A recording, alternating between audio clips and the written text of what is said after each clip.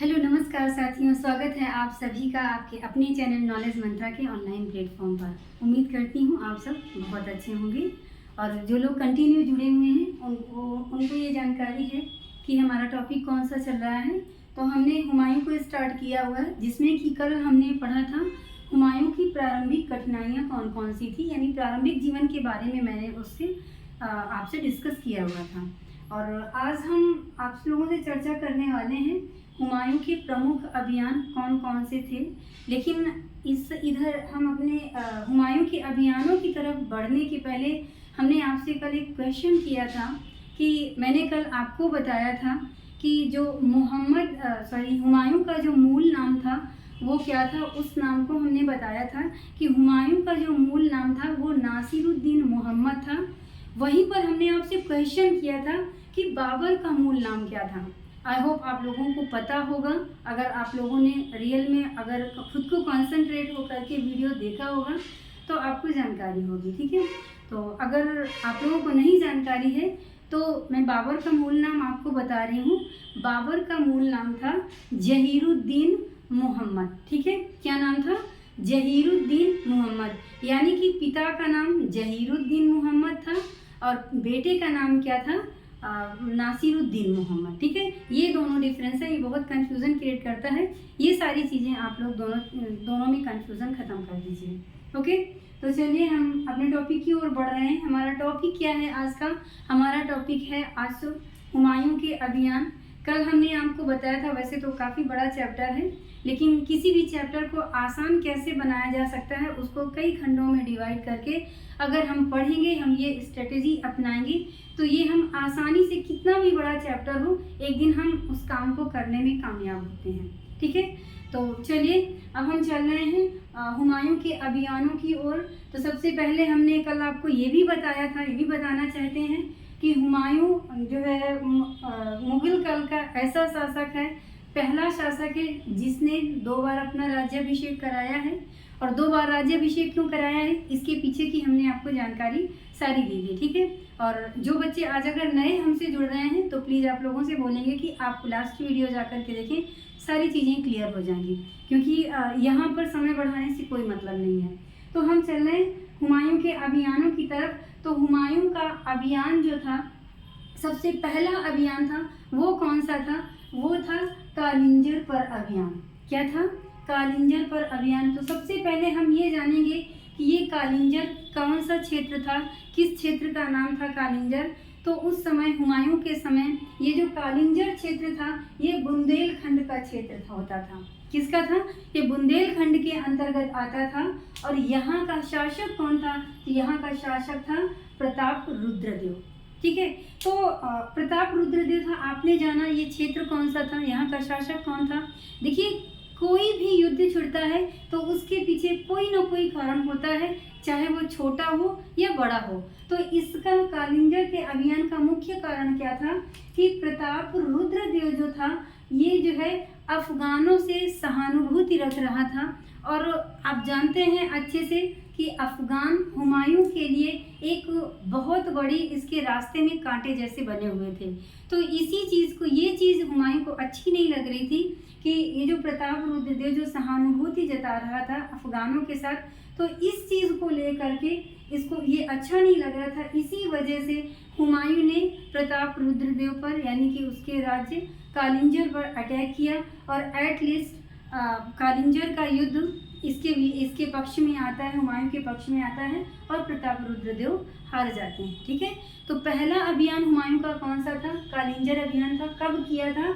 1531 ईस्वी में, यानी कि 1530 ईस्वी में हुमायूं गद्दी पर बैठता है और 1531 ईस्वी में जो है कालिंजर अभियान करता है, ओके। तो ये था इसका क्या? कालिंजर अभियान। दूसरा अभियान कौन सा था? तो दूसरा अभियान था दोहरिया या दोहद का युद्ध। दोहद का युद्ध कहे या दोहरिया का युद्ध कहे, ये दोनों एक ही हैं। आइए जानते हैं कि ये कब हुआ है। तो जस्ट कालिंजर के युद्ध के जस्ट 1 वर्ष बाद ये युद्ध हुआ है। कब हुआ है? 1532 ईस्वी में। अब ये युद्ध किसके किसके बीच हुआ है? तो ये दोहरिया का युद्ध हुमायूं और महमूद लोदी के बीच में हुआ था। किसके बीच में हुआ था? हुमायूं और महमूद लोदी के बीच में हुआ था। इसमें जो है इसका कोई खास कारण नहीं है, लेकिन इसमें जो है एटलीस्ट हुमायूं विजयी होता है। और ये नदी, ये अगर पूछता है दोहरिया का युद्ध किस नदी के किनारे हुआ था, तो ये गोमती नदी के किनारे हुआ था।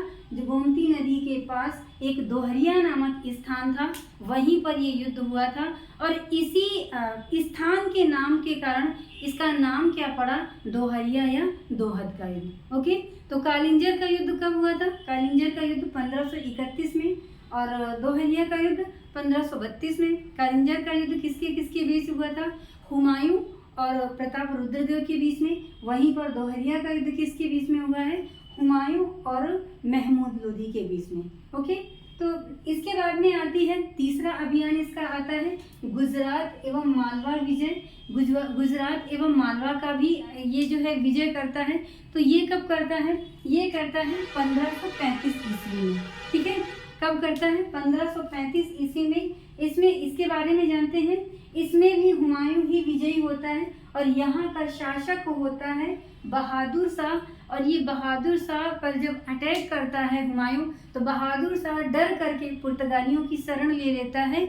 और सबसे दुखद घटना ये होती है इसके साथ कि ये जिस पुर्तगालियों की शरण लेता है, अपने संरक्षण के लिए जाता है, वही पुर्तगाली इसको समुद्र में डुबो करके इसकी हत्या कर देते हैं। तो इस तरह से गुजरात का जो शासक होता है वो मारा जाता है और गुजरात पर जो है विजय प्राप्त करता है कौन? हुमायूं। ओके, ये चीज़ें क्लियर हुई। तो 1531 कालिंजर, 1532 कौन सा है?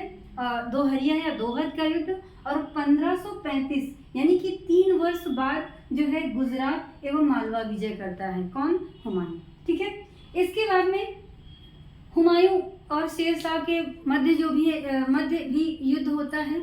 आप बहुत अच्छे से परिचित हैं, हमने लास्ट वीडियो में भी आपको बताया था कि ये यही शेर शाह है, ये वही शेर शाह है जो कि चंदेरी के युद्ध में मेदिनी राय के विरुद्ध बाबर के साथ ये खड़ा हुआ था। कौन? ये शेर शाह खड़ा हुआ था। इसके बाद में इसका पहला प्रारंभिक नाम क्या था? शेर खां नाम था। तो ये जो है, अगर हम ये कह सकते हैं, ये कहते हैं तो कोई अतिशयोक्ति नहीं होगी कि चंदेरी के युद्ध को जिताने में इस शेर खां की महत्वपूर्ण भूमिका थी। क्योंकि जो शेर खां था ये अफगान नेता था और ये बहुत ही महत्वाकांक्षी शासक था। दोहरिया के युद्ध में इसके टैलेंट को देखते हुए बाबर ने कहा था, एक उसका कथन अक्सर पूछता है कि एक ये जो है इसके बारे में बोला था कि इन अफगानों से जो है मुगलों को बहुत ही सतर्क रहने की संभावना है और इसके मस्तक पर जो है राजत्व का के चिन्ह अंकित होते हैं। यानी कि आने वाली इनके जो जनरेशन थी उनको इसने अलर्ट किया था। किसने? बाबर ने। तो एटलीस्ट इसका जो ये कथन था ये सही भी साबित हुआ। और वो कैसे साबित हुआ, आइए जानते हैं। हुमायूं एवं शेर शाह के मध्य किस तरीके से संघर्ष का कारण बना और क्यों ये लोग जो है आपस में लड़े, और एटलीस्ट इस तरह इस कदमों पर ले आया हुमायूं को कि एक दिन हुमायूं को राज्य विहीन कर दिया और हुमायूं जो है एक राज्य विहीन हो करके दर दर भटकता रहा और अपने वतन उसको वापस जाना पड़ा। यानी कि 1530 में इसका पहली बार राज्याभिषेक होता है। 1530 से लेकर के 40 तक ये शासन करता है। किंतु शेर खां के और इसके मध्य संघर्ष जब होता है तो ये अपना समस्त राज्य हार जाता है और ये राज्य विहीन हो जाता है और इस वजह से ये अपने वतन पुनः वापस जाता है। खैर, ये फिर बाद में अपने मकसद को यानी कि अपने सिंहासन को पाने में कामयाब होता है, लेकिन बहुत दिन तक वो गद्दी पर नहीं बैठ पाता है और 1 साल बाद ही इसकी क्या हो जाती है? मृत्यु हो जाती है। तो हुमायूं एवं शेर शाह के मध्य जो है इसमें जो है बाबर ने मुगलों को शेर खां से आगाह किया था।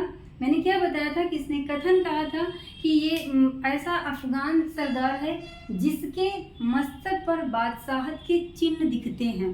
तो समस्त मुगलों को इससे सतर्क रहने की संभावना की जरूरत है। ओके, तो 1532 ईस्वी में शेर खां दोहरा नामक स्थान पर हुमायूं को पराजित करता है। कहाँ पर? दोहरा नामक स्थान पर हुमायूं को पराजित करता है और शेर खां के पुत्र ये जब पराजित हो जाता है तो पराजित होने के बाद में यहाँ पर हुमायूं पर यहाँ पर पहले जब हुमायूं के मध्य संघर्ष होता है, हुमायूं और शेर खां के मध्य 2 बार संघर्ष होता है। तो जो पहला संघर्ष होता है तो पहले संघर्ष में तो हुमायूं जीतता है, तो ये वही संघर्ष है, इसमें हुमायूं की विजय होती है और इसमें शेर खां पराजित होता है। किंतु शेर खां पराजित तो होता है, लेकिन शेर खां के पुत्र को हुमायूं अपने दरबार पर रख लेता है जमानत के रूप में, कि फ्यूचर में कभी भी ये अफगान नेता यानी कि शेर शाह सूरी इन मुगलों का विरोध न कर पाए, इसलिए जमानत के रूप में शेर खां के पुत्र कुतुब शाह को अपने दरबार पर रख लेता है। ठीक है, तो ये क्या था, पहला हुमायूं और शेर खां के मध्य संघर्ष हुआ था जिसमें कि हुमायूं जीता था। इसके बाद में दूसरा संघर्ष होता है कौन सा, चुनार का घेरा जब ये डालता है, कौन, हुमायूं डालता है। तो आइए इसमें देखते हैं कि इसमें किसकी पराजय होती है और कौन विजयी होता है। तो चुनार दुर्ग का जो घेरा डालता है हुमायूं, वो कब डालता है, 1532 में। जब 1532 ईस्वी में जब ये चुनार का घेरा डालता है, तो ये चुनार का घेरा डालने में काफ़ी लंबा समय लगता है। ये चुनार पर घेरा डालता रहता है 1532 से लेकर के 1538 ईस्वी तक। इतने समय तक, इतने लंबे समय तक ये यहाँ घेरा डाल करके रखता है। एटलीस्ट जो है क्या होता है कि ये इसको चुनार को जो है सबसे पहली चीज़ तो इसे पूर्वी भारत का प्रवेश द्वार कहा गया है। किसको, चुनार को। इसके बाद में ये जो है 1532 से लेकर के 1538 ईस्वी तक चुनार का घेरा डाल करके रखता है और एटलीस्ट 1538 में ये जो है सफल होता है। कौन, हुमायूं सफल होता है। ठीक है, अब इसके बाद में आता है कौन सा अभियान होता है, चौसा या बक्सर का युद्ध। ये कब हुआ है, तो चौसा या बक्सर का युद्ध हुआ है 26 जून 1539 ईस्वी में। ये वो बक्सर का युद्ध नहीं है जहाँ पर अंग्रेजों के हाथ में जो है ये जो कंपनी होती है, अंग्रेज कंपनी होती है और इनके हाथ में जो है कोई शासन सत्ता चली जाती है, वो बक्सर का युद्ध नहीं है। ये है बक्सर का युद्ध कौन सा, जो हुमायूं के समय में हुआ है। ठीक है, तो इसको चौसा या बक्सर के युद्ध के नाम से जानते हैं। तो ये कब होता है, 26 जून 1539 ईस्वी में। किस स्थान पर होता है, तो अगर हम स्थान की बात करते हैं तो स्थान है गंगा एवं कर्मनाशा नदी का क्षेत्र होता है, यानी कि गंगा और कर्मनाशा नदी होती है, इसके बीच का क्षेत्र होता है जहाँ पर हुमायूं एवं शेर शाह के मध्य युद्ध होता है। ये युद्ध जो है बहुत महत्वपूर्ण होता है, क्योंकि इसमें जो है शेर खां और मजबूत होता है। और इसमें क्या करता है शेर खां कि इस स्थान पर जब युद्ध होता है तो इसी युद्ध के बाद शेर खां जो है शेर शाह की उपाधि धारण करता है।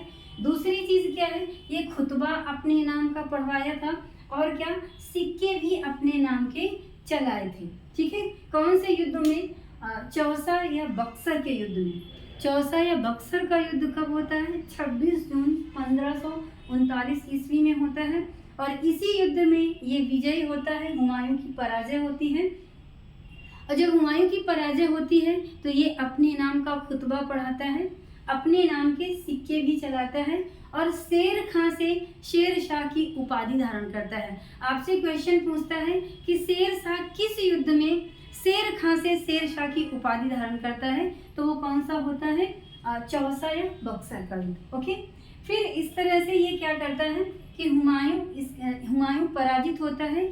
हुमायूं जो है अपनी जान बचाने के लिए गंगा नदी में कूद जाता है। एक भिस्ती नाम का व्यक्ति इसकी जान बचाता है और इसके उपलक्ष्य में, यानी कि उसको पुरस्कार के रूप में, हुमायूं ने इस भिस्ती को आधे दिन का मुगल साम्राज्य का जो है क्या बनाया था, शासक बनाया था। हालांकि कई इतिहासकार अपना अलग अलग मत देते हैं। कोई उसकी बहन है गुलबदन बेगम, उसने बोला है कि 2 दिन का जो है उसको शासक बनाया है। लेकिन अगर संपूर्ण इतिहासकारों की हम बात करें, सारे जनरल उसमें कि किस उसमें पहुंचते हैं रिजल्ट पर, तो आधा दिन के लिए बताया गया है। ठीक है, और इसी को माना भी गया है। तो ये क्या था, चौसा या बक्सर का युद्ध। इसके बाद में कन्नौज का युद्ध आता है। सबसे पहली चीज़ तो हमारे लिए जानना ये आवश्यक है कि ये कन्नौज का युद्ध जो है बिलग्राम के युद्ध के भी नाम से जानते हैं। ओके, किस नाम से जानते हैं? कन्नौज के युद्ध को ही बिलग्राम के भी नाम से जानते हैं। और ये बिलग्राम का युद्ध या कन्नौज का युद्ध ये किस जगह पर होता है? तो एक कन्नौज का बिलग्राम नामक स्थान होता है, वहाँ पर ये युद्ध होता है। किसके मध्य? हुमायूं एवं शेरशाह के मध्य। ओके, ये युद्ध जो है निर्णायक साबित होता है। निर्णायक कैसे साबित होता है? कि निर्णायक इसलिए साबित होता है कि इस युद्ध में हुमायूं की पराजय होती है और इस युद्ध से इस डिसीजन पर पहुंचते हैं कि मुगलों के हाथ से सत्ता एक बार पुनः अफगानों के हाथ में पहुंच चुकी थी। ठीक है, तो इस तरह से ये जो है युद्ध निर्णायक साबित होता है। और इसी युद्ध के बाद कौन सा? कन्नौज या बिलग्राम के युद्ध के बाद हुमायूं को निर्वासन वाला जीवन व्यतीत करना पड़ता है। निर्वासन वाला यानी कि इसी युद्ध के बाद ये राज्य विहीन हो जाता है और उसको दर दर भटकना पड़ता है। ठीक है, तो इस तरह से ये जो है ये युद्ध जीतने हारने के बाद हुमायूं सबसे पहले आगरा जाता है और आगरा से फिर दिल्ली पहुंचता है, दिल्ली से सिंध और सिंध से जो है ईरान में के शासक होते हैं शाह तहमास्प। कौन होते हैं? शाह तहमास्प। आपसे सीधे क्वेश्चन पूछता है कि हुमायूं का समकालीन शासक हुमायूं का समकालीन ईरान का कौन सा शासक था? तो वो कौन था? शाह तहमास्प, जिसमें कि शाह तहमास्प के यहाँ ही इसने जो है क्या किया था? शरण लिया था और इसी शाह तहमास्प ने इसको शरण दिया था। किंतु ये इसके जब ईरान पर इसके यहाँ शरण लिया, इसके बाद में ईरान से ये काबुल जाता है और काबुल में से जो है काबुल जब जाता है, इस काबुल को जीत करके ये इसे इस तरह से संधि करता है। किससे? ये जो शाह तहमास्प है जिसे शरण ली थी, तो शाह तहमास्प से जो है ये प्रॉमिस करता है कि हम आपको कांधार जीत करके पुनः वापस कर देंगे। ये कांधार क्या है? हुमायूं के जो पूर्वज होते थे, ये इनकी राजधानी हुआ करती थी। ओके, तो ये वही कांधार है, काबुल है सॉरी, जिसको कि ये जो है शाह तहमास्प को जीत करके देने की जो है प्रतिज्ञा करता है और प्रॉमिस करता है कि ये काबुल जीत करके हम तुम्हें देंगे। लेकिन ये जो है जब काबुल जीत जाता है तो ये अपने वादे से मुकर जाता है और इसको ये जो काबुल होता है इसको वापस नहीं करता है। ठीक है, यहाँ पर जो है इसका भाई होता है कामरान का अधिकार होता है। इसी युद्ध में इसका पुत्र अकबर होता है जो कि बाल्यावस्था होता है और इसको सजा देने के लिए इसका भाई होता है कामरान, और इस कामरान ने जो है अकबर को उसके दुर्ग के किले पर बिठा दिया, यानी कि उसको मारने का इसका प्लान था। लेकिन इत्तेफाक से उसकी दादी माहम अंगा आ जाती है और उसको बचा लेती है। तो ये पूछता है आपसे क्वेश्चन कि अकबर को कौन से दुर्ग पर उसके यानी कि हुमायूं का के भाई कामरान ने बिठाया था, तो वो कौन सा था? ये काबुल का दुर्ग था जहाँ पर अकबर को इसने बिठाया था। ठीक है, तो इस तरह से ये क्या होता है, इसकी दादी से बचा लेती है। फिर इस युद्ध में हुमायूं की जीत होती है और हुमायूं की जीत की वजह से इसमें हिंदाल मारा जाता है और हिंदाल जब मारा जाता है तो इस काबुल की या गजनी की सूबेदारी किसको सौंप देता है? ये अकबर को सौंप देता है। तो ये थे इसके अभियान, किसके? हुमायूं के।